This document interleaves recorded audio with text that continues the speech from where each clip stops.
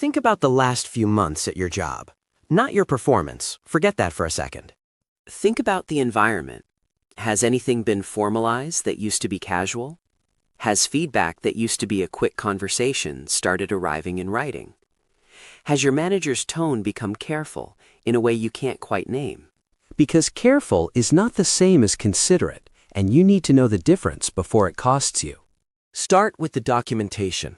Think about whether anyone at your job has recently asked you to write up how you do what you do. To formalize a process that worked perfectly fine informally, to train someone else on your responsibilities, framed as cross-coverage, backup capacity, team resilience, or whether institutional knowledge that lived in your head has quietly been moved into shared systems, written records, structured files that exist without you. That request feels administrative. It is not administrative. There is one question every organization has to answer before it eliminates a role. Can the work continue without this person? The documentation, the cross-training, the workflow write-ups, that is the organization answering that question before you know it's being asked. The preparation isn't about efficiency. It's about making your absence executable. And once that question has been answered, the justification for your role is gone before you've been told. Watch for the oversight shift. Next, your manager starts copying senior leadership on emails they previously handled independently. Decisions that lived at your team level start escalating upward. Leadership becomes more visible in your department, present in meetings they used to skip, asking questions with a specificity they never had before. This reads like your team is being noticed. It reads like interest. It is not engagement. It is audit behavior. Leadership is verifying that a reduction is executable before they authorize it. The visibility is due diligence. Once due diligence is complete, the decision gets finalized. The increased presence is not a good sign.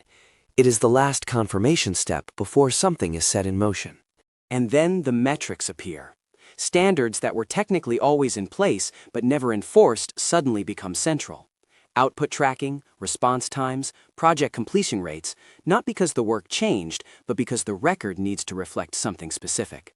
Measurement that was absent for months or years doesn't return for operational reasons. It returns because a narrative is being assembled. Now, here's why all of it is happening, and this is the thing nobody tells you directly. Most people believe layoffs are sudden. They're not internally. The financial planning that precedes workforce reductions begins months earlier inside budget cycles and headcount review meetings that operate on a completely different calendar than yours. By the time anyone schedules a conversation with HR in the room, the structural question has already been asked and answered. There is a difference between performance risk and position risk. Performance risk means your job is in danger because of how you're doing it. Position risk means your job is in danger because of what it is, not how you're doing it, what it is. Most layoffs are position decisions. The role was financially designated as inconvenient, too expensive for what it produces, too distant from revenue, too redundant after a structural shift. A high performer in a targeted role gets cut before an average performer in a critical one. The strong review, the good relationship with your manager, the years of consistent output, none of that reverses a position decision because none of that was the variable being weighed. Working harder does not resolve position risk. If your role is what's been selected, not your behavior, your role, then effort aimed at performance is effort aimed at the wrong target. The system isn't measuring what you're producing. It's measuring whether your function needs to exist at all. Those are completely different questions with completely different answers. One you can influence, one you cannot. Now go back to your manager. When did they stop talking about your future? Not dramatically, just when did that stop appearing in conversation?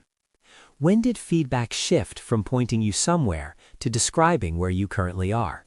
So the mentorship fades, not suddenly, quietly. The future-oriented language disappears. Feedback goes neutral, technically accurate, directionless. The tone becomes careful and measured in a way that can read as professionalism, but they are not managing your development anymore. They are managing a situation.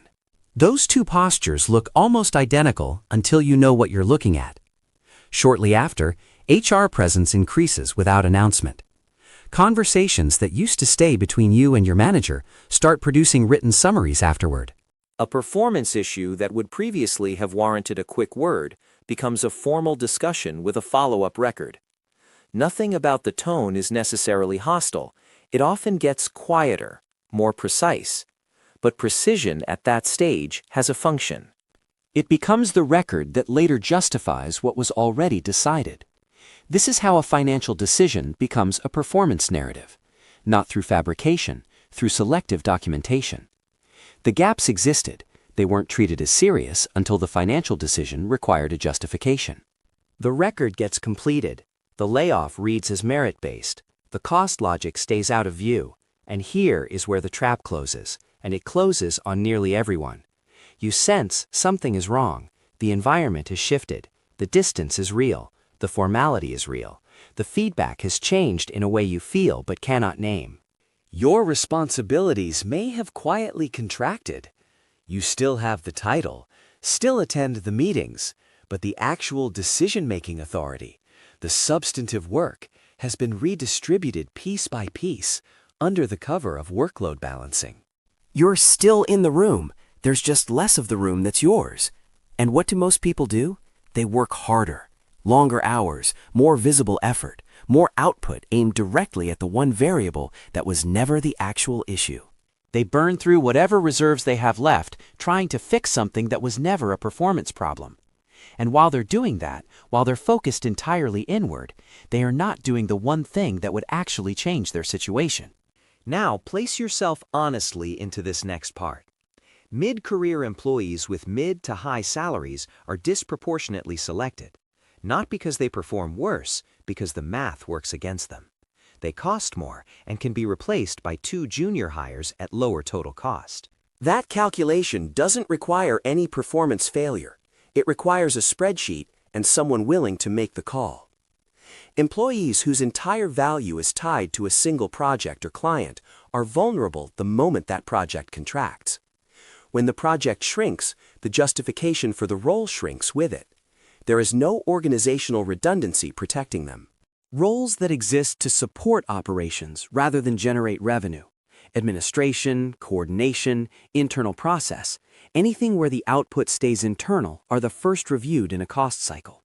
Not because they're unimportant, because they're difficult to defend in a budget meeting with a revenue number attached to the conversation.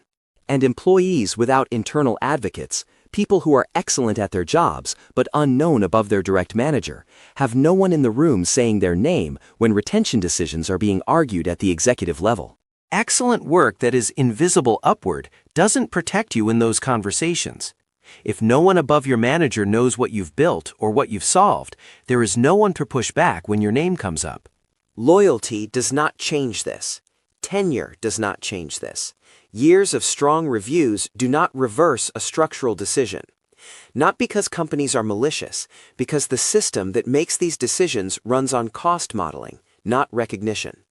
Knowing this is not defeat. It is the only accurate map of the terrain you're actually navigating. Here is what changes your position.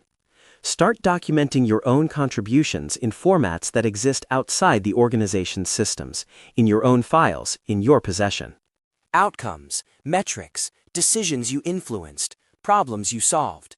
A record that belongs to you and travels with you regardless of what happens inside any one organization.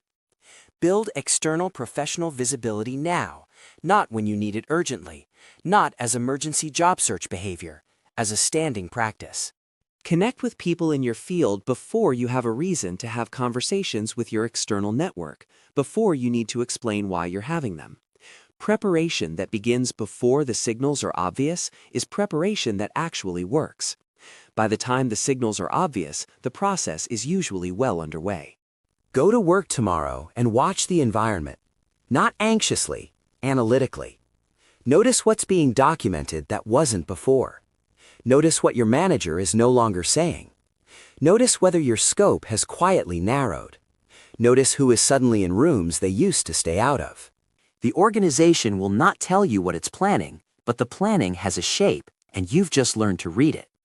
The people who move first aren't lucky, they're paying attention, while everyone else is waiting to be told.